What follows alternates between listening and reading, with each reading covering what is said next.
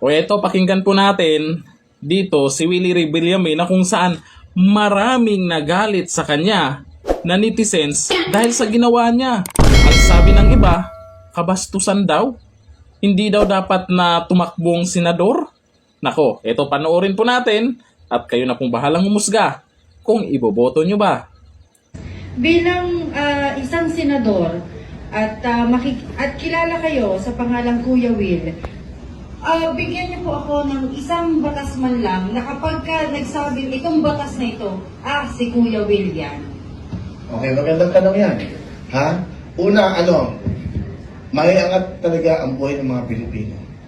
Na matulungan talaga. Ako para sa akin, ang batas dapat batas para sa mahirap. Marami na tayong batas na ginawa. Tama. Ang ganda ng tanong mo, ha? Nakakapag-isip yung tanong na yan.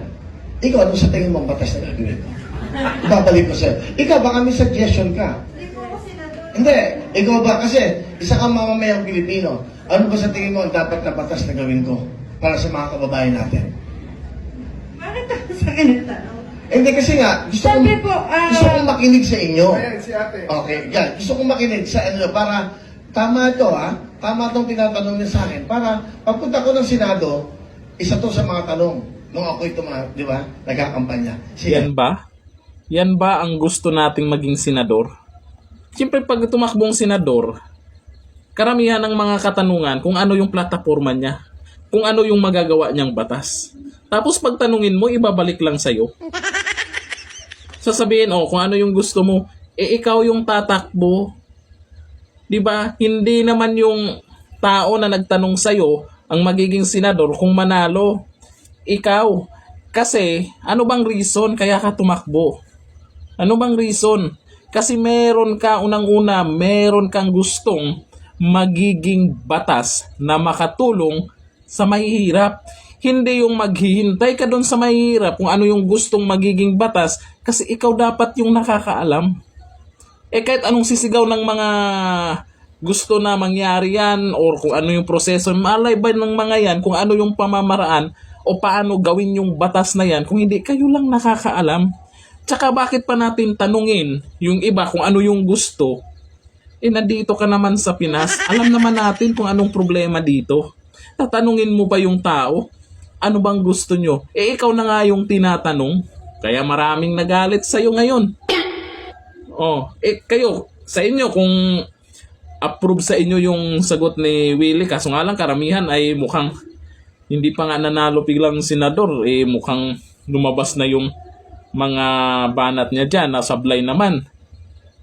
Matinong tanong yun. Kahit saan ka pumunta ngayon, kahit anong tatakbuhan mo, mayroon talagang, yung mga kandidato ay talagang merong plataforma na dapat.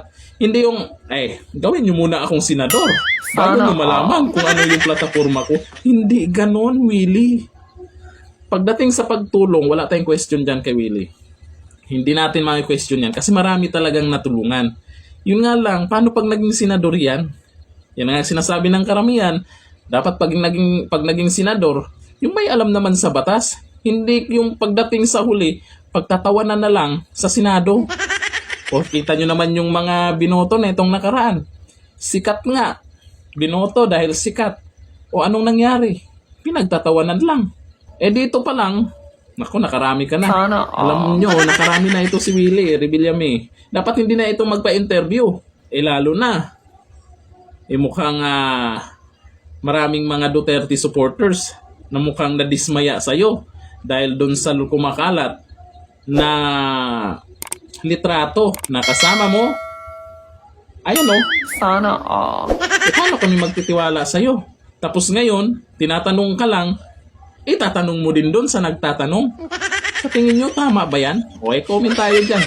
Dito lang, tigil.